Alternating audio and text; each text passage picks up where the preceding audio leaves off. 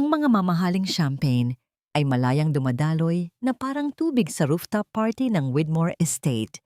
Ang mga halakhak ng mga pinakamayayamang tao sa Pilipinas ay humahalo sa malamyos na jazz music, habang ang mga kumikinang na ilaw ng syudad sa ibaba ay nagsisilbing perpektong telon para sa kaarawan ni Victor Widmore. Ngunit sa ilalim ng lahat ng ito, sa isang malamig at madilim na basement, ang tanging maririnig ay ang mahinang paghikbi. Napayakap si Isabela sa kanyang sarili. Sinusubukang labanan ang lamig ng sementadong sahig na tumatagos sa manipis niyang bestida. Bawat hibla ng kanyang katawan ay nanginginig, hindi lang dahil sa ginaw, kundi dahil sa takot. Naramdaman niya ang marahang pagsipa ng sanggol sa kanyang sinapupunan, isang paalala ng buhay na kailangan niyang protektahan. Dahil sa munting galaw na yon, isang panibagong bugso ng determinasyon ang pumalit sa kanyang panginginig. "Huwag kang mag-alala, anak," bulong niya sa kawalan. Ang kanyang boses ay garalgal at paos. "Gagawa si Mama ng paraan." Hinaplos niya ang kanyang malaking tiyan. Ito na lang ang tanging nagbibigay sa kanya ng lakas. Sa itaas, inilibot ni Victor Widmore ang kanyang paningin sa kanyang mga bisita. Isang ngiti ng tagumpay ang gumuhit sa kanyang mga labi. Ang lahat ay perpekto. Ang mga kasosyo sa negosyo, mga politiko, mga kilalang personalidad, lahat sila ay narito upang parangalan siya. Siya ang hari sa kanyang kaharian. Itinaas ng isang senador ang kanyang kopita. Isang tagay para sa ating celebrant, ang isa sa mga pinakamatalinong CEO sa bansa. At syempre, para sa magandang si Mrs. Widmore, nasaan na nga pala ang iyong magandang asawa, Victor? Ngumiti si Victor, isang nangiting pinraktis niya ng paulit-ulit sa salamin. Puno ito ng pagmamahal at pag-aalala na kayang linlangin ng sinuman. "My lovely Isabella is resting," sagot niya. Ang kanyang boses ay malambing at puno ng pagsinta. "You know, she needs to be careful para sa aming baby. I insisted that she take the night off. Her health and our babies is my #1 priority." Nagpalakpakan ng mga bisita, humanga sa pagiging maalalahanin ng bilyonaryo. "Napakaswerte ni Isabela sa iyo, sir," sabi ng isa. Tumango si Victor. "No, ako ang maswerte sa kanya." Pero sa kanyang isipan, ibang-iba ang sinasabi nito. Ang suwail na babaeng yon. Akala niya ba matatatakasan niya ako? Akala niya ba maitatago niya ang kanyang mga sikreto? Naramdaman niya ang pamilyar na galit na kumukulo sa loob niya. Ngunit mabilis niya itong tinago sa likod ng isa pang ngiti. Mamaya na siya makikipagtuos. Ngayong gabi, siya muna ang perpektong asawa, ang perpektong ama, ang perpektong hari. Sa basement, sinubukan muli ni Isabela na kalampagin ang makapal na pintong bakal. "Tulong! Pakawalan niyo ako rito!" Sigaw niya, ang kanyang lalamunan ay tila sinusugatan. "Victor, pakiusap." Ang kanyang mga kamao ay namumula na at nananakit.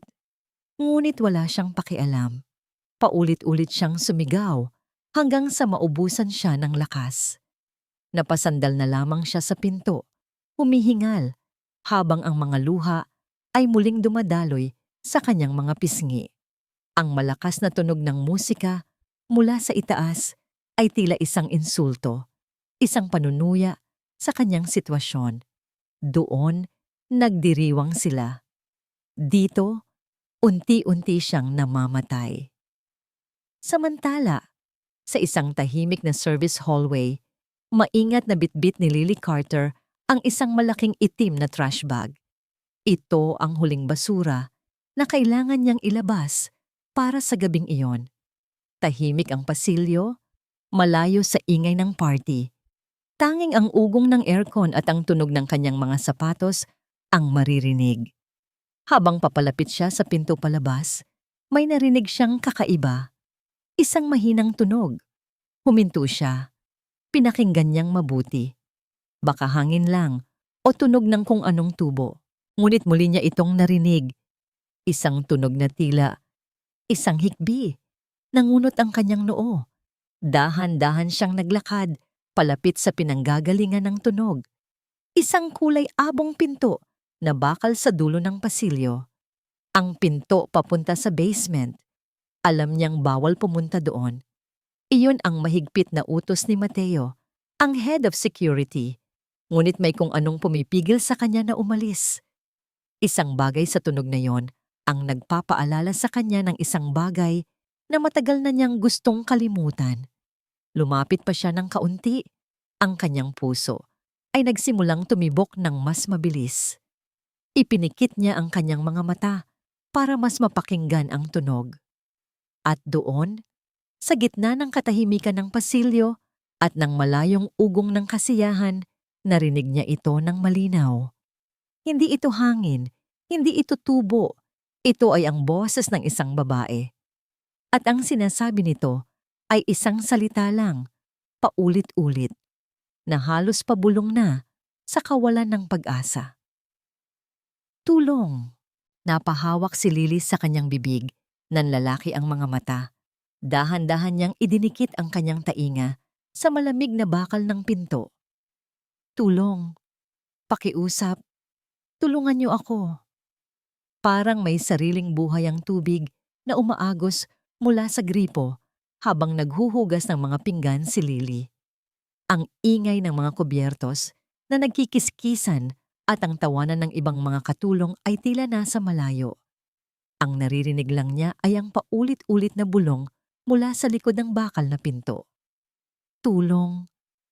Tulungan niyo ako! Napapikit siya ng mariin. Biglang nagbago ang paligid sa kanyang isipan. Wala na siya sa kusina ng mansyon ng mga Widmore. Nasa loob siya ng maliit at mainit na paupahan nila noon sa probinsya. Nakita niya ulit ang kanyang ate Elena. Nakaupo ito sa gilid ng kama, nakayuko, habang sinusubukang takpan ng foundation ang maitim na pasa sa ilalim ng mata nito. Ate! Ang boses ng batang Lily sa kanyang alaala ay nanginginig. Sinaktan ka na naman ba niya? Tumingala si Elena. Pilit nang ngumingiti kahit puno ng takot ang mga mata. Wala to, Lily. Nadapa lang ako. Huwag kang maingay kay nanay, ha? Magagalit si Kuya Mike kapag nalaman niyang nagsusumbong tayo. Tumangulang noon si Lily. Bata pa siya. Takot siya. Akala niya ang pananahimik ang tamang gawin para walang gulo. Akala niya lilipas din ang lahat. Pero hindi lumipas ang bagyo. Mas lumakas ito hanggang sa tinangay nito ang buhay ng kapatid niya. Isang malakas na kalampag ang nagpabalik sa kanya sa kasalukuyan. Nabitawan niya ang isang platong porselana. Basag. Kalat ang mga piraso nito sa sahig, parang pira-pirasong alaala ng kanyang nakaraan. Ano ba yan, Lily? Sigaw ni Manang Flor, ang striktong head cook. Ang mahal niyan. Ano bang nangyayari sa'yo? Kanina ka pa tulala. Mabilis na yumuko si Lily para pulutin ang mga bubog. Sorry po, Manang. Sorry po talaga. Babayaran ko na lang. Hayaan mo na yan. Ako na. Sabi ni Rosa, isang katulong na kaedad niya, sabay abot ng walis. Nang makalayo si Manang Flor, hinawakan ni Lily ang braso ni Rosa. Ang mga daliri niya ay malamig at nanginginig. Rosa, pabulong niyang tanong. Nakita mo na ba si Ma'am Isabela? Natigilan si Rosa sa pagwawalis. Tumingin ito sa paligid bago sumagot ng pabulong. Bakit mo tinatanong? Wala. Kasi, di ba birthday ni Sir Victor? Pero hindi ko siya nakita sa taas. Sabi ni Sir, nagpapahinga daw. Pero parang, Lily? Lily, putol ni Rosa. Seryoso ang mukha. Bago ka lang dito kaya sasabihin ko sa'yo to. Kung gusto mong tumagal dito, at kung gusto mong makapagpadala ng pera sa nanay mo, huwag kang magtatanong tungkol kay Ma'am. Ang sabi nila, may sakit siya. Yun lang ang kailangan nating malaman. Binitawan ni Rosa ang braso niya at nagpatuloy sa trabaho. Pero naiwan si Lily na nakatayo. Mas lalong bumibigat ang dibdib. May sakit. Pero ang narinig niya sa basement ay hindi ungol ng may sakit. Iyon ay hiyaw ng isang taong humihingi ng saklolo. Iyon ay boses ng isang taong nakakulong. Kinagabihan, sa loob ng masikip na staff quarters, hindi makatulog si Lily. Nakatitig siya sa kisame. Sa ilalim ng kanyang unan, kinuha niya ang lumang litrato ng kanyang pamilya. Si nanay, na ngayon ay nasa ospital at umaasa sa padala niya. At si Ate Elena, na nakangiti sa litrato, walang pasa, walang takot. Tinitigan niya ang mga mata ng kapatid niya. Parang kinakausap siya nito. Kung may nakarinig sa akin noon, Lily, kung may naglakas loob na tumulong, baka buhay pa ako. Isang butil ng luha ang tumulo. Sa pisngi ni Lily, pinahid niya ito ng mabilis. Huminga siya ng malalim. Isang hininga na puno ng desisyon. Hindi na siya ang batang walang magawa. Hindi na siya mananahimik. Dahan-dahan siyang bumangon. Tulog na ang lahat ng kasama niya sa kwarto. Ang tanging naririnig lang ay ang mahihinang hilik at ang tiktak ng orasan. Nagsuot siya ng tsinelas at dahan-dahang binuksan ang pinto. Ang hallway ay madilim at tahimik. Alam niya kung saan nakatago ang duplicate keys ng buong bahay. Nasa opisina ng house manager. Sa likod ng painting. Nakita niya itong buksan ni Manang Flor nung isang araw. Mabilis ang tibok ng puso niya, parang tambol sa kanyang dibdib. Bawat hakbang ay parang pagtapak sa manipis na yelo. Pagdating sa opisina, maingat niyang pinihit ang seradura. Hindi nakalock. Swerte. Pumasok siya at kinapa ang switch ng maliit na lampshade. Sa dim light, nakita niya ang painting. Inilipat niya ito ng kaunti. At doon, nakasabit ang isang kumpol ng mga susi. Ang mga daliri niya ay nanginginig habang inaabot ang mga ito. Ang malamig na metal sa kanyang palad ay parang nagbibigay ng kuryente sa buo niyang katawan. Nakuha na niya ang susi. Wala nang atrasan ito. Lumabas siya ng opisina. Mahigpit na hawak ang mga susi sa kanyang dibdib. Ang direksyon niya ay hindi pabalik sa kwarto. Ang mga paa niya ay naglalakad patungo sa dilim, patungo sa hagdan, patungo sa basement kung saan naghihintay ang katotohanan. Ang bawat hakbang ni Lily pababa sa hagdan ay parang pagpasok sa bunganga ng isang halimaw. Sa kanyang mahigpit na pagkakahawak, ang kumpol ng mga susi ay hindi gumagawa ng ingay. Maingat niya itong binalot sa laylayan ng kanyang damit. Alam niya na ang isang maling tunog ay maaaring maging hudyat ng kanyang katapusan. Nakaabot siya sa ground floor hallway. Sa dulo nito, naroon ang pintong bakal. Mula sa kinatatayuan niya, mukha itong higante at hindi natitinag. Huminga siya ng malalim. Para kay Ate Elena. Para sa babaeng humihingi ng tulong, naglakad siya. Mabilis pero tahimik. Nang makalapit siya sa pinto, agad niyang sinubukan hanapin ang tamang susi. Nanginginig ang kanyang mga kamay. Ang ilaw sa pasilyo ay patay-sindi. Nagbibigay ng nakakakilabot na anino sa pader. Alin dito? Alin dito ang susi? Sinubukan niya ang isang maliit na susi. Hindi pumasok. Sinubukan niya ang isa pa. Masyadong malaki. Ang pawis ay nagsimulang tumulo sa kanyang noo. Ang tibok ng puso niya ay halos mas malakas pa sa tunog ng aircon. Come on! Please! Bulong niya. Nahanap niya ang isang susi na mukhang kasya. Isinuksok niya ito sa seradura. Pumasok ito. Isang ngiti ng pag-asa ang sumilay sa kanyang labi. Pipihitin na sana niya ito ng click. Ang tunog ng pagkasa ng isang lighter ay umalingaw-ngaw sa katahimikan. Nanigas si Lily. Hindi niya pinihit ang susi. Dahan-dahan niyang inalis ang kanyang kamay mula sa pinto at humarap sa likuran. Mula sa dilim ng isang sulok, may lumabas na usok ng sigarilyo. Pagkatapos, isang figura ng lalaki ang humakbang palapit sa ilaw. Si Mateo, ang head ng security. Nakasandal ito sa pader, kalmado, tila kanina pa siya pinapanood. Ang usok ng sigarilyo ay pumulupot sa paligid ng mukha nito Tinatago ang kanyang mga mata, ngunit hindi ang malamig na ngiti sa kanyang mga labi. Gabi na, Lily. Ang boses ni Mateo ay mababa, parang ungol ng isang aso bago mangagat. Masyado ng gabi para maglinis. Napalunok si Lily. Mabilis niyang itinago ang mga susi sa bulsa ng kanyang apron, umaasang hindi ito tumunog. Sa Sir Mateo. Halos hindi lumabas ang boses niya. May narinig po kasi akong pusa o daga. Akala ko po nakapasok dito sa loob. Baka kagatin ang mga wirings. Humakbang palapit si Mateo. Ang tunog ng kanyang sapatos sa sahig ay mabigat at mabagal. Pusa? Tanong nito. Tumigil siya sa tapat mismo ni Lily. Amoy alak at tabako ang hininga nito. Masyado siyang malapit. Masyadong nakakatakot. Wala kaming pusa dito, Lily. At ang mga daga. Biglang hinawakan ni Mateo ang braso ni Lily. Mahigpit. Masyadong mahigpit. Napangiwi si Lily sa sakit, pero hindi siya makagalaw. Inilapit ni Mateo ang kanyang mukha sa mukha ni Lily. Nakita niya ang walang awang dilim sa mga mata nito. Ang mga daga ay pinapatay namin agad. Naramdaman ni Lily ang panginginig ng tuhod niya.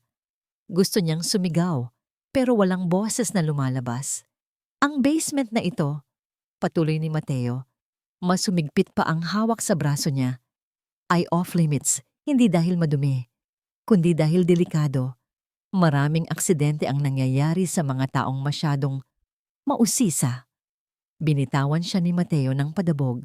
Muntik na siyang matumba. Bumalik ka sa kwarto mo. Utos nito. Ang boses ay naging matalas at mabilis. At kung makita pa kitang umaaligid dito, hindi lang trabaho ang mawawala sa'yo. Hindi na naghintay si Lily. Tumalikod siya at naglakad palayo. Sa una ay mabilis na lakad, hanggang sa naging takbo.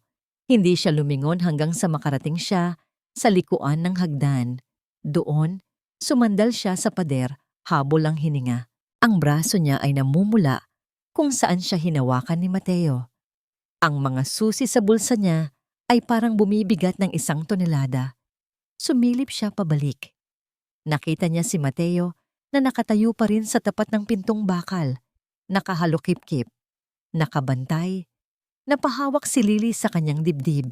Ang orihinal na plano ay palpak. Ang pinto ay imposible, may bantay, may panganib. Pero naalala niya ang boses ni Isabela. Tulong. Hindi siya pwedeng sumuko. Kung hindi pwede sa pinto, kailangan niyang humanap ng ibang daan. Tumingala siya. Nakita niya ang maliit na lagusan ng dumbwaiter o ang maliit na elevator para sa pagkain na ginagamit noon na ngayon ay hindi na ginagamit at nakatago sa likod ng lumang pantry sa itaas. Isang ideya ang nabuo sa isip niya.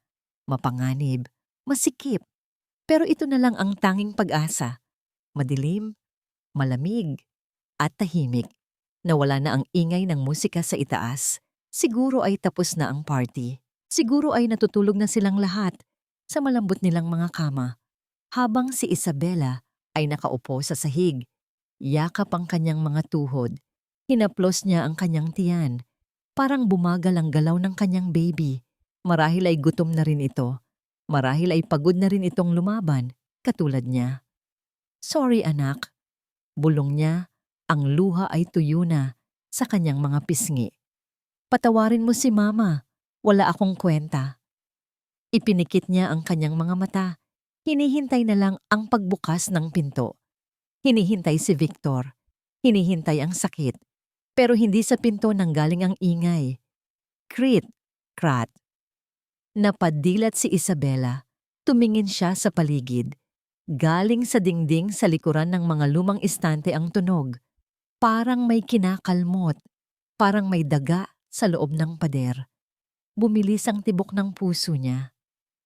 Daga? Ahas? O baka isa na naman ito sa mga laro ni Victor para takutin siya? Krit, krat, bog. Isang maliit na panel na kahoy na natatakpan ng alikabok at sapot ang biglang umuga. Ito ang lumang dumbwaiter. Ang lagusan ng pagkain noong unang panahon na hindi na ginagamit. Umatras si Isabela, isiniksik ang sarili sa sulok. Sino yan? Sigaw niya, pero ang boses niya ay mahina at garalgal. Biglang natanggal ang panel at bumagsak ito sa sahig. Isang ulap ng alikabok ang lumabas at mula sa madilim at masikip na butas, may gumapang palabas, isang babae. Puno ng dumi ang mukha nito. Ang buhok ay gulo-gulo at may mga sapot ng gagamba. Ang uniforme ng katulong ay punit sa balikat. Umubo ang babae at tumingala. Nagtama ang kanilang mga paningin. Nanlaki ang mga mata ni Isabela. Ikaw. Kilala niya ang mukhang ito. Isa sa mga bagong katulong. Nakita niya ito minsan sa hardin, nagdidilig ng mga rosas. Ma'am Isabela. Bulong ni Lily, habol ang hininga. Mabilis itong gumapang palapit sa kanya. Huwag! Huwag kang lalapit! Sigaw ni Isabela, tinatakpan ng kanyang tiyan. Takot siya. Baka inutusan ito ni Victor, baka patibong ito. Huminto si Lily. Itinaas niya ang kanyang mga kamay para ipakita na wala siyang dalang masama. Mula sa bulsa ng kanyang apron, may inilabas siya. Isang bote ng tubig at isang piraso ng tinapay na nakabalot sa tissue. Ma'am, ako po ito. Si Lily? Mabilis na sabi ng katulong. Ang boses ay nanginginig, pero puno ng pag-aalala. Narinig ko po kayo. Narinig ko ang yak nyo. Hindi po ako masama. Nandito ako para tumulong. Tinitigan ni Isabela ang tubig. Ang lalamunan niya ay parang disyerto. Ang uhaw ay biglang nanaig sa takot. Inabot ni Lily ang tubig. Inom po kayo, ma'am. Sige na po. Hinablot ni Isabela ang bote. Binuksan niya ito at uminom ng uminom. Ang lamig ng tubig ay parang himala na dumaloy sa kanyang katawan. Naramdaman niya ang muling pagsipa ng kanyang sanggol, mas malakas na ngayon. Nang maubos niya ang tubig, tumingin siya kay Lily. Nakaluhod ang katulong sa harap niya. Ang mga mata ay puno ng awa at tapang. Bakit? Tanong ni Isabela. Ang boses niya ay bumabalik na ang lakas. Bakit ka nandito? Papatayin ka niya kapag nakita ka niya. Alam ko po, sagot ni Lily. Yumuko ito sandali. Tila inaalala ang isang masakit na bagay, bago tumingin ulit ng diretso kay Isabela. Pero hindi ko po kayo pwedeng pabayaan. Alam ko po ang pakiramdam ng walang tumutulong. Hindi ko po hahayaang mangyari ulit yon. Hinawakan ni Lily ang kamay ni Isabela. Ang palad ng katulong ay magaspang dahil sa trabaho, pero mainit at totoo. Ilalabas ko po kayo dito, ma'am. Pangako. Umiling si Isabela, isang mapait na tawa ang lumabas sa kanyang bibig. Hindi mo naiintindihan, Lily. Hindi lang ito basta pagkulong. Hindi lang ako basta asawa na ikinulong dahil nag-away kami. Hinawakan niya ng mahigpit ang kamay ni Lily. Ang kanyang mga kuko ay bumaon sa balat nito. Ang kanyang mga mata ay nanlisik sa takot at desperasyon.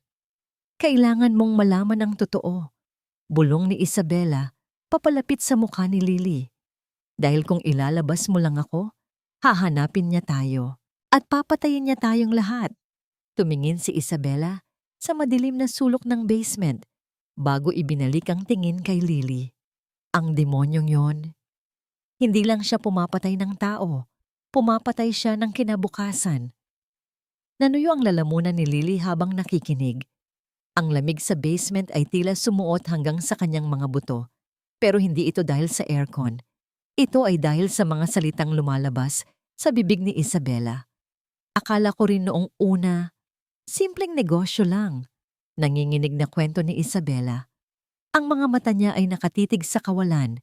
Inaalala ang gabing nagbago ang lahat. Pero narinig ko siya. Kausap niya si Governor sa telepono. Ang Golden Horizon Project. Hindi yun totoong construction project, Lily. Napahawak si Lily sa kanyang bibig. Ang Golden Horizon. Iyon ang laging ipinagmamalaki ni Sir Victor sa TV. Labahan yun ng pera. Patuloy ni Isabela, ang boses ay mas bumaba. Puno ng takot. Pera galing sa droga. Pera galing sa sugal. Bilyon-bilyong piso na dumadaan sa kumpanya para maging malinis. Isang mabigat na katahimikan ang bumalot sa kanila. Parang biglang lumiit ang mundo ni Lily. Katulong lang siya. Naglilinis lang siya ng bahay. Hindi niya akalain na ang dumi na lilinisin niya ay ganito kalalim at kadelikado. May ebidensya ako, bulong ni Isabela, sabay hawak sa braso ni Lily. Ang mga kuko nito ay bumaon sa balat niya. Bago niya ako nahuli, nakopya ko ang mga files mula sa laptop niya, ang mga bank accounts, ang mga pangalan, lahat. Nasaan po, ma'am? Tanong ni Lily. Ang puso niya ay dumadagundong sa kanyang dibdib. Sa kwarto namin, sagot ni Isabela. Sa ibabaw ng vanity table ko, may isang lumang music box. Isang balerina na sumasayaw. Sa ilalim ng velvet na lining noon, may maliit na hiwa. Doon ko isiniksik ang USB. Napalunok si Lily, ang kwarto ni Sir Victor at Ma'am Isabela. Ang pinakabawal na lugar sa buong mansyon kapag wala ang mga amo. At ngayon, puno ng tao ang bahay dahil sa party. Puno ng security. Ma'am, nanginginig ang boses ni Lily. Malalaking tao po ang kalaban natin. Baka patayin nila tayong lahat. Nakita niya ang takot sa mga mata ni Isabela. Pero nakita rin niya ang isang bakal na determinasyon na hindi niya inaasahan mula sa isang babaeng ilang araw nang nakakulong. Papatayin niya talaga ako, Lily, mariing sabi ni Isabela. Sa sandaling makuha niya ang gusto niya, tapos na ako. Wala na akong silbi sa kanya. Tumingin si Lily sa tiyan ni Isabela. Pero, ang baby? Hindi naman siguro niya sasaktan ang sarili niyang anak? Isang mapait at malungkot na ngiti ang sumilay sa mga labi ni Isabela. Isang ngiti na nagpatayo ng balahibo ni Lily. Huminga ng malalim si Isabela. Tila kumukuha ng lakas para sa susunod na sasabihin. Tumingin siya ng diretso sa mga mata ni Lily at sa pagkakataong ito, ang takot ay napalitan ng isang mas malalim na sakit. Iyan ang akala ng lahat, Lily, na ako ang reyna. At ito? Hinaplos niya ang kanyang tiyan. Ito ang prinsipe o prinsesa. Umiling si Isabela at tumulo ang isang butil ng luha. Pero ang USB, ang mga iligal na negosyo, maliit na bagay lang yon kumpara sa totoong dahilan kung bakit niya ako gustong iligpit. Mas lumapit pa si Isabela at ang sumunod niyang bulong ay parang bombang sumabog sa pandinig ni Lily. Dahil ang batang ito, hindi sa kanya. Parang huminto ang pag-ikot ng mundo sa loob ng madilim na basement. Nakatitig lang si Lily kay Isabela. Ang kanyang bibig ay bahagyang nakaawang. Ang mga salitang hindi sa kanya ay parang nakabitin sa hangin, mabigat at nakakasakal. Napayuko si Isabela. Ang kanyang mga kamay ay mahigpit na nakahawak sa kanyang tiyan na para bang gusto niyang itago ang sanggol mula sa malupit na mundo. Si Gabriel, bulong ni Isabela, at sa unang pagkakataon, may bahid ng init at pagmamahal sa kanyang boses. Siya ang kababata ko, ang first love ko. Mahirap lang siya, Lily. Isang hamak na guro sa probinsya, pero mahal na mahal namin ang isa't isa. Tumingala siya, at nakita ni Lily ang sakit na gumuguhit sa mukha ng amo. Buntis na ako kay Gabriel bago pa man ako ipakilala ng mga magulang ko kay Victor. Ang pamilya ko, lubog sila sa utang. Si Victor ang nakita nilang solusyon. Binenta nila ako, Lily. Binenta nila ako para maisalba ang pangalan nila. Pero, hindi po ba alam ni Sir Victor? Tanong ni Lily. Bakit kanya pinakasalan kung buntis ka sa iba?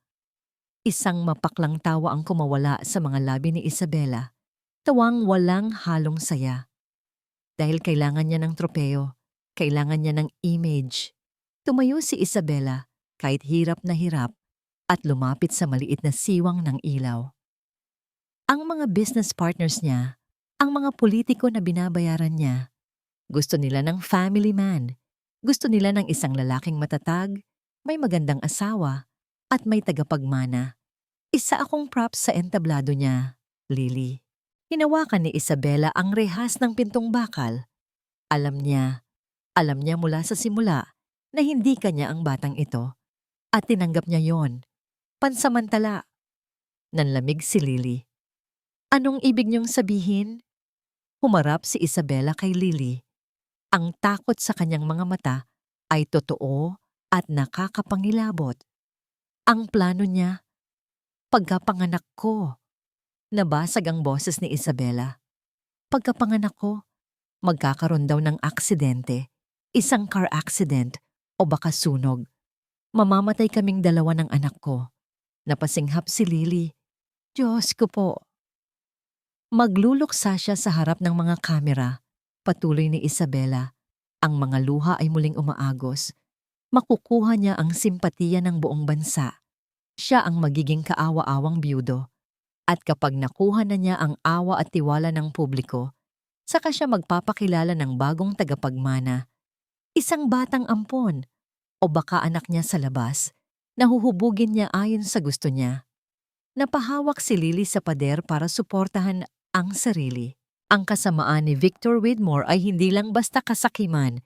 Ito ay demonyong pagpaplano. Kaya niya ako kinulong dito, dagdag ni Isabela. Dahil narinig ko siyang kausap si Mateo tungkol sa detalye ng aksidente. Gusto niyang siguraduhin na hindi ako makakatakas, hindi ako makakahingi ng tulong hanggang sa araw na manganak ako. Lumapit si Lily kay Isabela at hinawakan ang kamay nito. Ma'am, hindi po natin pwedeng hayaang mangyari yon. Kailangan niyo pong mabuhay. Kailangan po ng anak niyo ng nanay. Tumingin si Isabela sa itaas, kung saan naririnig pa rin ang mahinang dagundong ng bass ng musika. Ang party ay nasa rurok na ng kasiyahan. Naririnig mo ba yan, Lily? Tanong ni Isabela. Opo, ma'am. Ang party po. Umiling si Isabela. Ang mukha niya ay walang bahid ng emosyon. Parang tanggap na niya ang kanyang kapalaran. Hindi yan party, Lily. Bulong niya. Pakinggan mong mabuti. Ang tawanan nila. Ang palakpakan. Para kay Victor, hindi yan selebrasyon ng kaarawan. Tumingin siya ng diretso sa mga mata ni Lily. Despedida yan. Ang party na yan ay ang burol ko. Hindi. Madiin ang pagkakabigkas ni Lily. Umiling siya ng paulit-ulit, tila itinataboy ang salitang burol na binitawan ni Isabela. Hindi ito burol, ma'am, at hindi tayo mamamatay ngayong gabi. Pinunasan ni Lily ang kanyang mga luha gamit ang likod ng kanyang palad. Tumingin siya sa mga mata ni Isabela. Wala na doon ang takot na nakita niya kanina. Napalitan na ito ng isang nag-aalab na apoy. Ang apoy ng isang babaeng lalaban para sa kapatid na hindi niya nailigtas. Kunin natin ang USB, sabi ni Lily. Tapusin natin ang palabas ni Victor. Napanganga si Isabela. Paano? Maraming bantay sa labas. At ang kwarto namin. Siguradong nakalak yun. Lumapit si Lily at ibinulong ang plano. Isang planong mapanganib, baliw, at ang tanging pag-asa nila. Kailangan niyo silang lituhin, ma'am. Bulong ni Lily. Kailangan nating alisin si Mateo sa pinto ng basement at ang mga bantay sa hallway. Hinawakan ni Isabela ang kanyang tiyan. Gagamitin ko ang bata, sabi nito. Ang boses ay puno ng determinasyon. Magwawala ako. Sisigaw ako na parang nanganganak na ako. Hindi pwedeng baliwalain ni Mateo yon. Kapag narinig ng ibang staff, mapipilitan silang buksan ang pinto. Sa oras na magkagulo dito sa baba, dugtong ni Lily, aakyat ako sa kwarto. Kukunin ko ang USB sa music box. Pagkatapos, tanong ni Isabela, dadalhin ko sa AV room, sagot ni Lily. Sa likod ng stage sa garden, kapag nakuha ko ang laptop na nagko-control sa malaking screen, ipapakita natin sa lahat kung sino talaga si Victor Widmore. Isang sandali ng katahimikan ang namagitan sa kanila. Alam nilang pareho na isang maling galaw lang, katapusan na nila. Hinawakan ni Isabela ang kamay ni Lily ng mahigpit. Lily, Bulong nito. Bakit mo ginagawa to? Pwede ka namang tumakas na lang. Pwede kang magbingi-bingihan. Ngumiti ng malungkot si Lily. Naalala niya ang mukha ng ate Elena niya. Dahil nung kailangan ng ate ko ng tulong, walang dumating. Ayokong mangyari ulit yun. Hindi sa inyo. Hindi sa baby niyo. Tumango si Isabela at sa unang pagkakataon, nakita ni Lily ang tunay na pag-asa sa mukha nito. Mag-ingat ka, Lily. Mabilis na bumalik si Lily sa butas ng dumbwaiter. Masikip, madumi at madilim. Pero ito ang kanyang lagusan patungo sa laban. Pagkalabas niya sa pantry, tumakbo siya ng tahimik patungo sa servants' quarters. Nagpalit siya ng malinis na uniforme. Inayos ang sarili. Huminga ng malalim. Kailangan niyang maging invisible. Kailangan niyang maging anino. Lumabas siya sa hallway. Rinig na niya ang ingay ng party mula sa garden. Ang boses ng MC na nagpapatawa, ang tawanan ng mga bisita. Pumwesto siya sa isang madilim na sulok, malapit sa hagdanan, paakyat sa second floor. Doon, tanaw niya ang pinto papunta sa basement area. Nakatayo pa rin doon si Mateo. Kausap ang isa pang bodyguard. Bumibilis ang tibok ng puso ni Lily. Kaya mo to, Lily. Kaya mo to. Tumingin siya sa kanyang relo. Ito na. Hinihintay na lang niya ang hudyat. Hinihintay niya ang sigaw na magsisimula ng lahat. Ang mga segundo ay parang oras. Ang pawis ay tumutulo sa kanyang leeg. At bigla, isang matinis at mahabang tili ang bumasag sa katahimikan ng lower ground floor. Ah! Tulong! Ang bata! Lalabas na ang bata! Agad na nagkatinginan si Mateo at ang kasama niya. Rinig na rinig ang kalabog mula sa basement, parang may nagwawala sa loob. Buksan niyo ang pinto. Mamamatay na ako. Tuloong! Nakita ni Lily si Mateo na nagmura at mabilis na tumakbo pababa ng basement. Kasunod ang isa pang guard. Nawala na ang bantay sa hagdan. Ito na ang pagkakataon. Huminga ng malalim si Lily. Kinuyom ang kanyang mga kamao at mabilis na tumakbo paakyat sa hagdan. Patungo sa kwarto ng demonyo. Patungo sa katotohanan. Nanginig ang kamay ni Lily habang pinihit ang siradura ng kwarto ng mga Widmore. Naghahanap siya ng tamang susi mula sa kumpol na nasa kanyang palad. Rinig na rinig niya pa rin ang tili ni Isabela mula sa basement na unti-unting humihina. Sana gumana. Bulong niya. Isinuksok niya ang isang susi. Hindi. Ang isa pa. Hindi pa rin. Ang bawat segundo ay tila isang oras, bawat pagsubok ay isang pagsubok ng kapalaran. Sa wakas, nahanap niya ang tamang susi. Pumasok ito at umikot. Click! Dahan-dahan niyang binuksan ang pinto. Bumungad sa kanya ang isang marangyang kwarto.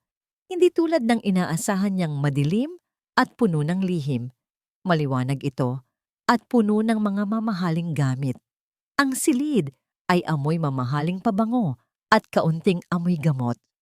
Mabilis siyang pumasok at sinara ang pinto. Ang kanyang mga mata ay naghahanap agad ng vanity table. Nandoon ito, sa gitna ng kwarto, puno ng make-up, alahas, at iba't ibang bote ng pabango. At doon, sa ibabaw, nakita niya ang hinahanap niya. Isang lumang music box, kulay ginto, na may maliit na balerina na nakatayo sa ibabaw. Nilapitan niya ito. Ang kanyang mga kamay ay nanginginig habang hinawakan ang music box. Dahan-dahan niya itong binuksan. Isang mahinang melodiya ang umalingaw-ngaw sa kwarto. Ang balerina ay dahan-dahang umikot. Inangat niya ang velvet na lining. Sa ilalim nito, mayroon ngang maliit na hiwa. Isinuksok niya ang kanyang daliri. Got it! Hinila niya palabas. Isang itim na USB drive. Ito na. Ito ang pag-asa nila. Isinuksok niya ang USB sa bulsa ng kanyang apron. Mabilis siyang tumalikod, handa nang umalis. Ngunit bago pa man niya marating ang pinto, may narinig siyang yabag sa labas. Mabibigat na yabag. Hindi isa, hindi dalawa, marami. Shit! Ang kanyang puso ay lumundag sa kanyang dibdib. Mabilis siyang nagtago sa likod ng malaking kurtina, sumisilip mula sa siwang. Pumihit ang seradura at bumukas ang pinto. Hindi si Mateo, isang matandang babae ang pumasok. Si Manang Gracia, ang pinakamatandang kasambahay na nanilbihan sa pamilya Widmore. Kasunod niya ang dalawang iba pang katulong. Ano ba kasi ang nangyari kay Ma'am Isabela? Manang? Tanong ng isa. Rinig na rinig ko ang sigaw niya. Sabi ni Sir Victor, may kondisyon daw talaga ang buntis na si Ma'am Isabela. Baka nga manganganak na nga, sagot ni Manang Gracia habang maingat na inilalabas ang mga gamit ni Isabela. Kailangan daw nating ilipat ang mga personal na gamit niya. Sa kabilang kwarto muna siya mananatili para mas matutukan. Hindi makahinga si Lily. Ililipat si Isabela? Narinig niyang may nagbukas ng cabinet. Narinig niya ang tunog ng mga damit na nilalabas. Anong nangyayari? Akala niya, matatapos na ang party at ihahatid si Isabela sa ospital. Pero ililipat lang sa ibang kwarto? Biglang narinig niya ang boses ni Mateo. Nahanap niyo na ba siya? Sino, Sir Mateo? Tanong ng isa sa mga katulong. Ang nagkalat ng kalat. Sigaw ni Mateo. Ang boses nito ay puno ng galit. Nakita ko ang ilaw sa kitchen. May kung sinong nagbaba ng basura na hindi ko inutusan at may nag-iwan ng bukas na pinto sa pantry. Kinakabahan si Lily. Kailangan niyang umalis. Ngayon. Ngunit bago pa man niya makilos ang kanyang paa, nagsalita si Manang Gracia. Sir Mateo, baka si Lily lang yon. Siya ang huling nagbaba ng basura kanina. Nanigas ang buong katawan ni Lily. Nag-angat ng tingin si Mateo. Ang mga mata nito ay nanlilisik, na tila nakita na siya kahit nakatago pa rin siya. Si Lily? Ulit ni Mateo. At sa tono nito, alam ni Lily na tapos na siya. Sige, hanapin niyo siya. Sabihin niyo, kailangan niya akong kausapin. Ngayon na. Lumabas ang mga katulong, kasama si Manang Gracia. Ngunit si Mateo ay naiwan. Hinarap nito ang pinto. Hindi ito pinihit. Naramdaman ni Lily ang bigat ng tingin nito na tila alam nitong nasa loob siya. Dahan-dahan, itinulak ni Mateo ang pinto. Naramdaman ni Lily ang lamig ng hangin habang papalabas ang pinto. Walang anuman sa kwarto, kundi ang mga kurtina na bahagyang umuuga. Pero nakita niya ang maliit na butas sa ilalim ng kurtina. Ang tip ng kanyang sapatos. Isang ngisi ang gumuhit sa mga labi ni Mateo. Ang kanyang mga mata ay nanlilisik sa galit at matinding pagkabigo. Alam kong nandyan ka, bulong ni Mateo. Ang kanyang boses ay parang lason. Lumabas ka, Lily. Hindi mo matatakasan si Sir Victor. Isang kislap ng metal ang nakita ni Lily. May hawak si Mateo. Baril? Wag. Hindi pwede. Hindi ito ang katapusan. Narinig niya ang tunog ng seradura. Pinihit ni Mateo ang susi at nilak ang pinto. Ngayon, wala nang makakaistorbo sa atin, sabi ni Mateo. Nahuli siya. Nakulong siya. At sa bulsa niya, naroon ang USB na sana ay magliligtas kay Isabela. Isang malakas na pagtunog ng telepono ang biglang umalingaw-ngaw sa kwarto. Ang telepono ni Sir Victor. Kinuha ni Mateo ang telepono sa ibabaw ng bedside table. Sir? Rinig na rinig ni Lily ang boses ni Victor mula sa kabilang linya, malakas at puno ng galit. Mateo, nakita mo ba ang impaktang yan? Nasaan ang USB? Isang ngangiti ang gumuhit sa mga labi ni Mateo. Lumingon ito sa kurtina. Mukhang, nasa akin na po, sir. Ang pagitan ng segundo nang marinig ni Lily ang mukhang, nasa akin na po sir. At ang sumunod na paggalaw ni Mateo ay parang walang hanggan. Naramdaman ni Lily ang panginginig ng kanyang buong katawan. Hindi siya pwedeng sumuko. Hindi ngayon. Hindi niya nakita ang baril ni Mateo. Hindi niya pa nakita ang USB na ibibigay nito kay Victor. Isang bagay ang sumagi sa isip ni Lily. Nang dahan-dahang lumakad si Mateo patungo sa kurtina, kinuha niya ang maliit na lighter sa bulsa ng kanyang apron. Dinala niya iyon para sana gamitin sa mga kandila sa staff quarters, pero ngayon, kailangan kong gumawa ng ingay.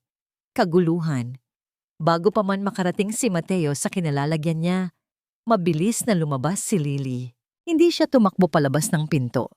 Sa halip, kumaripas siya patungo sa bintana, hinablot ang dulo ng kurtina, at sa isang mabilis na galaw, idinikit ang liyab ng lighter doon. Ano? Sigaw ni Mateo. Mabilis na kumalat ang apoy sa mamahaling tela. Kaagad na umalingaw-ngaw ang tunog ng alarm mula sa buong mansyon. Sunog! Sigaw ni Lily. Sunog sa kwarto. Nataranta si Mateo. Sumugod ito patungo kay Lily, pero huli na. Baba ka! Bumaba ka rito, Lily! Sigaw ni Mateo. Ang kanyang mukha ay namumula sa galit. Ngunit si Lily ay hindi na nakikinig. Gamit ang isang silya, mabilis niyang binasag ang bintana. Ang mga bubog ay nagkalat sa sahig. Ang sariwang hangin mula sa labas ay agad na pumasok, kasabay ng ingay ng party na ngayon ay may halong takot. Tumalon si Lily sa labas ng bintana. Hindi siya nakabalik sa party area. Nakakabit ang bintana sa isang maliit na balkonahe na nagkokonekta sa mga kwarto na nakaharap sa likuran ng mansyon, malayo sa mga bisita. Napakataas. Pero walang panahon para mag-alinlangan. Narinig niya si Mateo na sumusugod sa bintana. Tinatawag siya. Huminga si Lily ng malalim at tumakbo sa makitid na ledge. Ang kanyang mga kamay ay mahigpit na nakahawak sa pader. Ang bawat hakbang ay isang pagsubok sa balanse. Sa ibaba, nagsisimula ng magkagulo. Maraming tao ang lumalabas ng garden, tinatalikuran ng party. Nakita niya ang ilang mga bumbero na sumusugod papasok sa mansyon.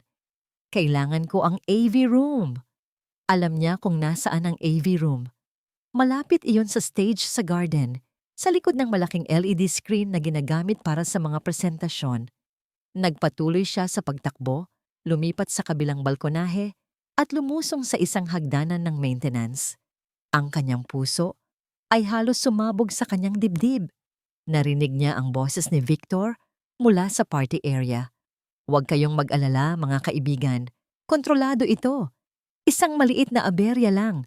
Patayin niyo ang alarm. Pero huli na. Ang kaguluhan ay nagsisimula pa lang. Sa dulo ng hagdanan ng maintenance, isang siksikang labasan ang nakita ni Lily. Lumabas siya doon, diretso sa madilim na bahagi ng bakuran kung saan nakaparada ang mga service vehicles. Rinig na rinig niya ang sirena ng mga bombero na papalapit. Ang mga boses ng mga nagpapanik na bisita ay mas malinaw na ngayon. Tumakbo siya, umiiwas sa mga nagmamadaling staff at mga security guard na abala sa pag-evacuate ng mga tao. Ang kanyang mga mata ay nakapako sa malaking LED screens sa hardin. Blanko pa ito. Nakarating siya sa likuran ng stage. May isang maliit na pinto. Ang AV room. Binuksan niya ito ng padabog. Isang matandang technician ang nakaupo sa harap ng console, nagmamadaling patayin ang fire alarm na umalingaw-ngaw sa buong system. Sir, kailangan ko ng tulong niyo. Sigaw ni Lily. Kailangan nating patayin ang alarm. Ha? Ano? Litong-litong tanong ng technician. Hindi na nag-aksaya ng panahon si Lily. Inilabas niya ang USB mula sa bulsa ng kanyang apron. Sir, kailangan po nating i-project to sa screen. Utos niya. Anong sinasabi mo, miss? Busy ako. Sagot ng technician habang kinakalikot ang mga wires. Pakiusap. Nasa panganib ang buhay ko at ang buhay ng asawa ni Sir Victor. Pagmamakaawa ni Lily. Tumingin sa kanya ang technician. May nakita siguro ito sa mga mata niya. Takot, desperasyon, pero may kasama ring matinding determinasyon. Nag-alinlangan sandali ang technician, ngunit bago pa man ito makapagtanong, inagaw na ni Lily ang USB at isinaksak sa nakabukas na laptop na konektado sa screen. Mabilis niyang hinanap ang folder na may pangalang ebidensya. Teka miss, anong ginagawa mo? I-play mo! Sigaw ni Lily. Sabay pindot sa play button. Sa eksaktong sandali na yon, biglang bumukas ang pinto ng AV room. Nakatayo si Victor Widmore sa bunganga ng pinto. Ang kanyang mukha ay namumula sa galit. Kasunod niya si Mateo na may hawak na baril. Lily, ibaba mo yan! Sigaw ni Victor. Pero huli na. Sa malaking LED screen sa gitna ng party area, na ngayoy puno ng mga bisitang nataranta dahil sa sunog at sirena, biglang lumitaw ang isang larawan. Isang litrato ng isang kontrata. May mga pangalan, mga halaga ng pera, at mga bank account number. Ano? Sigaw ni Victor. Nagtama ang kanilang mga paningin.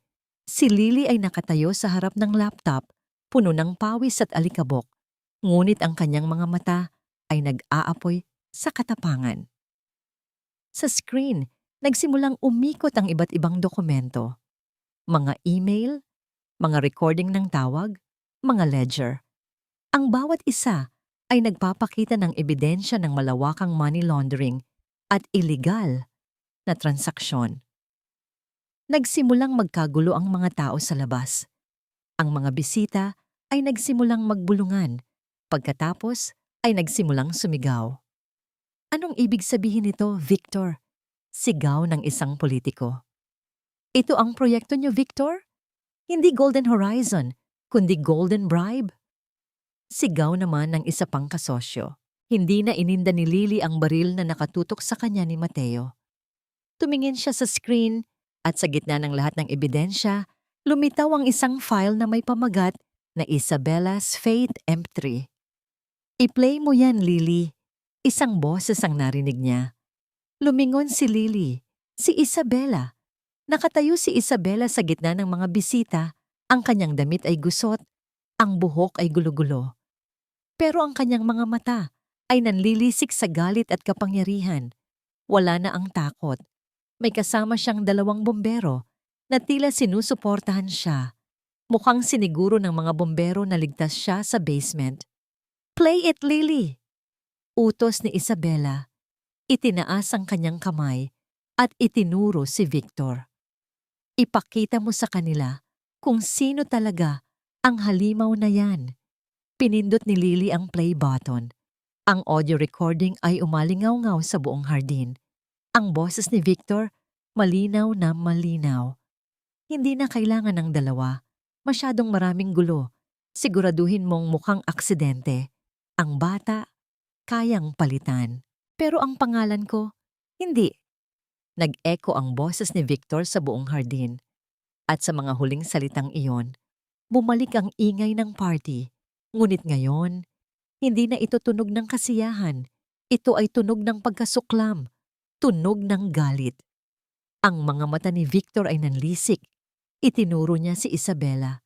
Sinunggaling? Manananagot ka sa akin, babae ka. Ngunit huli na ang lahat. Ang maskara ay natanggal. Ang katotohanan ay nahayag. Nabingi si Lily sa biglang pagtaas ng ingay sa hardin. Ang mga dating kasosyo ni Victor ay nagsimulang magsalita. Hindi na nagtatago ng kanilang galit at pagkabigla. Ang mga whispers ay naging sigawan. Gusto niyang patayin ang sarili niyang pamilya? Hindi ito negosyo. Isa itong krimen. Nakita ni Lily si Victor. Ang mukha nito ay namumula sa galit at pagtataka. Ang kanyang nangiti, na kanina'y perpekto, ay tuluyan ng naglaho. Ngayon, ang nakita ni Lily ay ang tunay na demonyo sa likod ng maskara. Mga sinungaling kayo, sigaw ni Victor. Inililibot ang kanyang tingin sa kanyang mga bisita, sa kanyang asawa at kay Lily. Gawa-gawa lang yan. Pinipilit niyo lang sirain ang pangalan ko. Ngunit huli na ang lahat. Lumakad si Isabella palapit kay Victor. Ang kanyang mga hakbang ay mabagal, ngunit puno ng bigat ng isang reynang sinaktan. Ngayon ay naghahanap ng hustisya. Sinungaling, sabi ni Isabella. Ang kanyang boses ay malinaw, malakas, at may bakal na lakas na hindi inakala ni Lily na naroon sa kanya. Sige Victor, tingnan natin kung sino ang sinungaling. Tumingin si Isabela sa mga bombero. Pakikuha po ang mga pulis. Narinig na po nila ang lahat. At doon, mula sa gilid ng hardin, dumating ang mga pulis. Hindi lamang sila ang naunang sumaklolo sa sunog, kundi inalerto na rin sila ng mga kapitbahay na nakarinig ng kaguluhan. Mr. Widmore, you're under arrest, sabi ng isang pulis. Para saan? Para sa gawa-gawang istorya ng babaeng yan? Sigaw ni Victor. Itinuro si Isabela. May ebidensya kami? Mr. Widmore? Sabi ng pulis sabay turo sa malaking screen na nagpapakita pa rin ng mga dokumento at nagre-replay ng boses ni Victor. May mga testigo rin. Hindi niyo na po ito matatakasan. Huminga si Victor ng malalim. Pilit na kumakalma. Sa kabila ng lahat, hindi pa rin siya sumusuko. Mateo, sabi ni Victor. Ang boses ay pilit na pinapakalma. Tapusin mo yan. Alisin mo ang babaeng yan at ang katulong na yan. Ngunit tumingin si Mateo kay Victor pagkatapos ay sa mga pulis. Ang baril sa kamay nito ay unti-unting bumaba. Ang kanyang amo, ang kanyang hari ay nagiging talunan. Walang saysay na ipagtanggol pa ito. I'm sorry sir, bulong ni Mateo bago ibaba ang baril. Hindi ko po kayang labanan ng batas. Napasinghap ang mga tao. Maging si Mateo, ang pinakamababang miyembro ng kanyang kaharian, ay tinalikuran na siya. Hindi na naghintay pa ang mga pulis. Kinuha nila ang mga kamay ni Victor at inilagay ang posas. Anong ginagawa niyo? Bitawan niyo ako. Ako si Victor Widmore. Hindi niyo ako pwedeng arestuhin. Sigaw ni Victor habang pilit na kumakawala. Nang dumaan si Victor kay Isabela, huminto siya. Ang kanyang mga mata ay nag-aapoy sa galit. Mananagot ka, Isabela. Bulong nito, puno ng pagbabanta. Hindi pa tayo tapos. Ngunit sa pagkakataong ito, hindi natakot si Isabela. Tumingin siya ng diretso kay Victor. Tapos na tayo, Victor, sabi ni Isabela. Ang kanyang boses ay hindi nanginginig. Tapos na ang paghahari mo. At ang anak ko, hindi na kailanman matatakot sa'yo. Ibinaba ni Isabela ang kanyang kamay sa kanyang tiyan. Hinaplos ito ng buong pagmamahal. Isang maliit na ngiti ang sumilay sa kanyang mga labi. Isang ngamang ngiti ng tagumpay at pag-asa. Inilabas si Victor ng mga pulis. Ang kanyang image, ang kanyang kapangyarihan, ang kanyang kaharian. Lahat ay bumagsak sa isang gabi. Lumapit si Isabela kay Lily. Niyakap niya ito ng mahigpit. Maraming salamat, Lily. Bulong ni Isabela, ang mga luha ay umagos na ngayon sa kaligayahan. Iniligtas mo kami. Ligtas na po kayo, ma'am. Sagot ni Lily, umiiyak din. Ang pagod ay biglang bumuhos sa kanya, ngunit kasabay nito ay ang matinding pakiramdam ng kapayapaan at pagtupad sa kanyang misyon. Tumingin si Isabela sa screen na ngayon ay blanko na. Ngayon, nagsisimula pa lang ang lahat. Ilang buwan ang lumipas. Ang balita tungkol sa pagbagsak ni Victor Widmore ay naging headline sa buong bansa. Ang kanyang imperyo ay unti-unting bumagsak, ang kanyang pangalan ay naging kasing kahulugan ng katiwalian at kalupitan. Si Mateo at ang iba pa niyang kasabwat ay nahaharap din sa mga kaso. Sa isang maliit ngunit maaliwalas na bahay sa labas ng syudad, si Isabela ay abala sa pag-aayos ng nursery. Ang dating marangyang kasuotan ay napalitan ng simple ngunit komportableng damit. Ang kanyang tiyan ay malaki na at bilog. At ang bawat sipa ng sanggol ay nagbibigay sa kanya ng walang kapantay na kagalakan. Wala na ang takot sa kanyang mga mata. Napalitan na ito ng pag-asa. Ang tahimik dito, no baby, bulong niya habang inaayos ang isang maliit na unan sa kuna. Mas tahimik kaysa dati, pero mas masaya. Ang bahay na ito ay kinuha niya gamit ang maliit na bahagi ng kanyang mana na naisalba sa mga kaso. Hindi malaki, pero ito ang simula ng kanyang kalayaan. Bukod sa paghahanda para sa kanyang sanggol, abala rin si Isabela sa pagtatatag ng isang foundation. Ang pangalan nito ay Elena's Haven bilang pagpupugay sa kapatid ni Lily. Ang foundation ay naglalayong tulungan ang mga kababaihang biktima ng domestic violence, magbigay ng legal assistance at safe houses para sa mga nangangailangan. Ang kanyang karanasan ang nagtulak sa kanya upang maging boses ng mga walang boses. Samantala, sa isang probinsya, sa isang simpleng ospital, nakaupo si Lily sa tabi ng kanyang nanay. Ang nanay niya, na dati payat at mahina, ay tila bumalik ang sigla. Ang mga mata nito ay puno ng pasasalamat at pagmamalaki. "Ang dami mong ginawa, anak," sabi ng nanay niya. Hinahaplos ang kamay ni Lily. Sabi nila, "Bayani ka daw." Ngumiti si Lily. "Hindi po, nanay. Ginawa ko lang po ang tama. Ang gusto ko lang po ay makita kayong gumaling." Ang pera na natanggap niya bilang reward mula sa gobyerno at ang tulong mula sa ilang nagmamalasakit na kasosyo ni Isabela ay sapat para sa operasyon ng kanyang nanay at para sa kanilang mga gastusin. Ngayon, nag-aaral ulit siya. Naka-enroll siya sa isang vocational course. Pangarap niyang maging caregiver. Isang araw, nagkita sila ni Isabela sa isang coffee shop. Hindi na sila amo at katulong. Sila ay dalawang babae na pinagbuklod ng trahedya at iniligtas ng kapwa. "Kumusta ang baby, Isabela?" tanong ni Lily habang humihigop ng kape. "Malusog," sagot ni Isabela.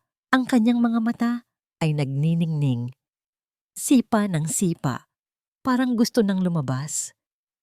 "Salamat ulit, Lily," sabi ni Isabela. Seryoso ang kanyang tinig. "Hindi ko alam kung anong mangyayari sa amin kung hindi ka dumating." Umiling si Lily. "Salamat din po, Ma'am Isabela.